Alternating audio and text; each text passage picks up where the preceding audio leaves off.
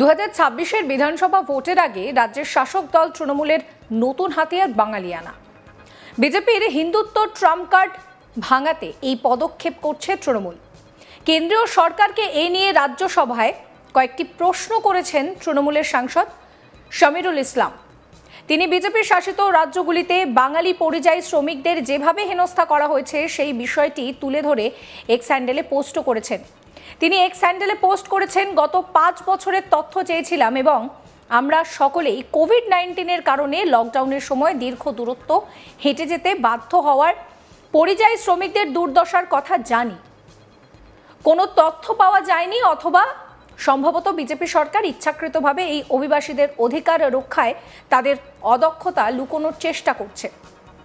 এখন বিভিন্ন রাজ্যে কর্মরত শত শত বাংলাভাষী অভিবাসী শ্রমিককে বিজেপি শাসিত রাজ্য সরকার যেমন ওড়িশা, মহারাষ্ট্র এবং দিল্লি দ্বারা বেআইনিভাবে আটক ও হয়রানি করা হচ্ছে। তাদের অনেককেই এমনকি বাংলাদেশে নির্বাসিত করা হয়েছে। এই বিজেপি শাসিত রাজ্যগুলি পশ্চিমবঙ্গ সরকারকে কোনো তথ্য সরবরাহ করছে না। আমি বিজেপিকে কেবল সতর্ক করে দিতে চাই, তথ্য গোপন করে তুমি তোমার বাঙালি বিরোধী মনোভাব গোপন করতে পারবে না। মমতা বন্দ্যোপাধ্যায়ের নেতৃত্বে আমরা এই মানুষের অধিকার ফিরিয়ে আনার জন্য লড়াই চালিয়ে যাব। এই নিয়ে আমার কলিগ শান্তনু হাজরা একটি রিপোর্ট দিচ্ছেন, সেই রিপোর্ট রইল আপনাদের জন্য। রাজ্যসভার সাংসদ তৃণমূল সাংসদ শামিরুল ইসলাম বারবার এক্স হ্যান্ডেলে পোস্ট করে ব্যাপকভাবেই কিন্তু তীব্র কটাক্ষ আক্রমণ ছুড়ে দিচ্ছে বিজেপি শাসিত যে প্রদেশগুলি রয়েছে, উড়িষ্যা, মহারাষ্ট্র এবং দিল্লি। তিনি কিন্তু রাজ্যসভা থেকে প্রশ্ন করেছেন এবং সেই প্রশ্ন যে পরিযায়ী শ্রমিক যে দপ্তর রয়েছে, কেন্দ্রীয় যে দপ্তর, সেই দপ্তরেরকে বারবার প্রশ্ন করেছেন যে কেন বাঙালিদেরকে বাংলাদেশি তকমা দিয়ে ডিটেনশন ক্যাম্পে রাখা হচ্ছে, কখনো আবার পুশ করে বাংলাদেশ পাঠিয়ে দেওয়া হচ্ছে।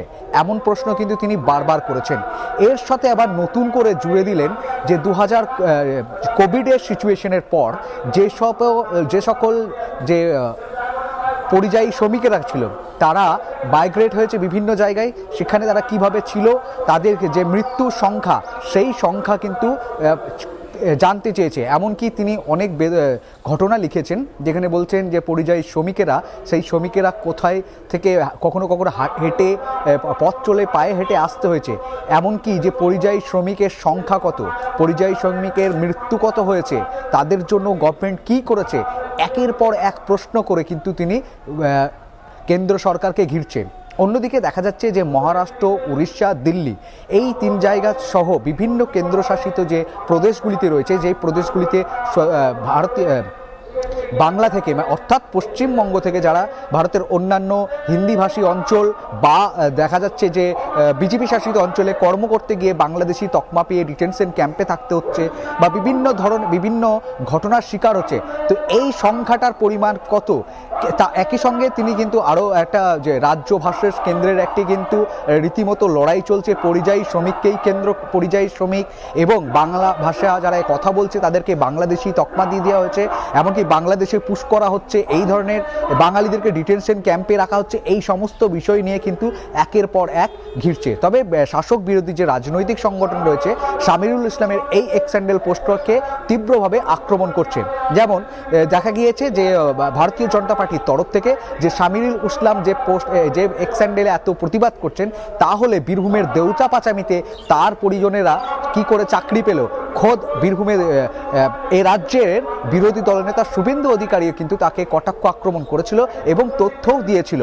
রীতিমতোই এই এক্স হ্যান্ডেলের পোস্টের পর থেকে যেমন রাজ্য রাজনীতিতে একবারে তোলপাড় কাণ্ড হচ্ছে, একদিকে বিজেপি বানাম তৃণমূলের যে বাকবিতণ্ডা শুরু হয়েছে তা কিন্তু স্পষ্ট।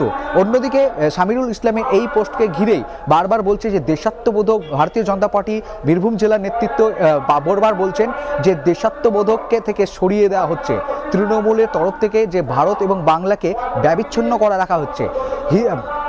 বাঙালিয়ানাকে হাতিয়ার করে তারা রণকৌশল 2026-এর নির্বাচনে লড়াই করতে চাইছেন, এবং বাঙালি এবং বাঙালিয়ানা, তবে বাঙালি এবং বাঙালিয়ানা ভারত থেকে কিন্তু একেবারে বিচ্ছিন্ন নয়। ভারত থেকে বিচ্ছিন্ন করতে চাইছে, বাংলা ভাষা নিয়ে তারা রাজনীতি করতে চাইছে, কারণ যা দেখা গেছে যে তারা বলছে যে ভারত আর বাংলা দুই এক দেশ, এই দেশের প্রদেশ এটা, এরা বিচ্ছিন্ন করে এইটাকে দূরে সরাতে চাইছে।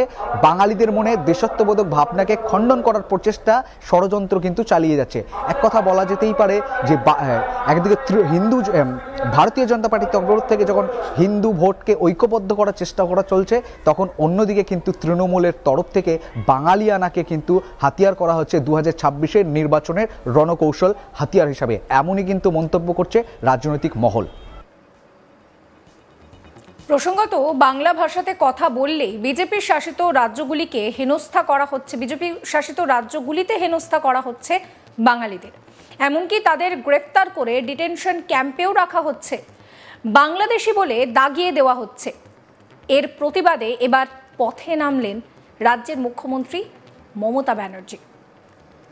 তিনি পথে নেমেছিলেন 16ই জুলাই ধর্মতলার ডোরিনা ক্রসিং এর মঞ্চ থেকে বিজেপিকে হুঁশিয়ারি দিয়েছিলেন তিনি পরিষ্কার বলেছিলেন যে ভারত সরকার একটা নোটিফিকেশন দিয়েছে এবং তাতে পরিষ্কার বলা হয়েছে যাকেই সন্দেহ হবে বাংলায় ক্ষমতা বলে তাকে অ্যারেস্ট করে ডিটেনশন ক্যাম্প মানে হোল্ডিং এরিয়ায় রাখতে হবে।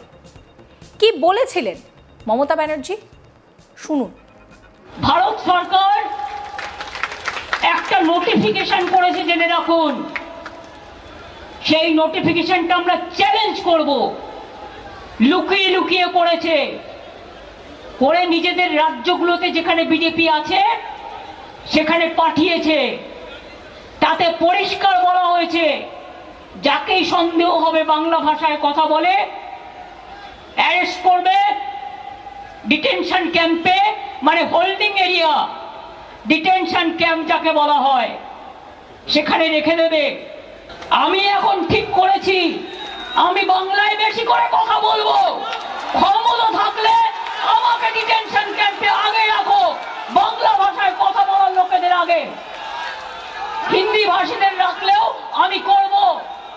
ইট is more than emergency and illegal detention.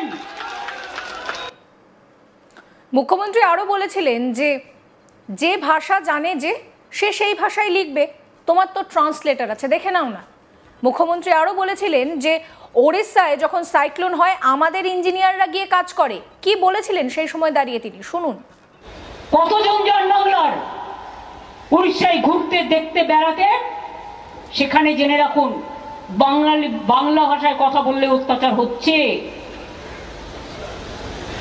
পরিষ্কার বলছি, সতর্ক বার্তা দিয়ে গেলাম, মারবো না, কাটবো না, আপনাদের মতো ভাষা বিকৃতও করব না। যে ভাষায় আপনারা কথা বলেন আমরা সেই ভাষায় কথা বলি না, আমরা মানুষের ভাষায় কথা বলি। তাই পরিষ্কার বলে যাই, যদি না থামেন তাহলে আগামী দিন আপনাকে থামতে কি করতে হবে, থামতে কি করা দরকার সেটা বুঝে নেবেন। চ্যানেলটিকে সাবস্ক্রাইব করতে ভুলবেন না।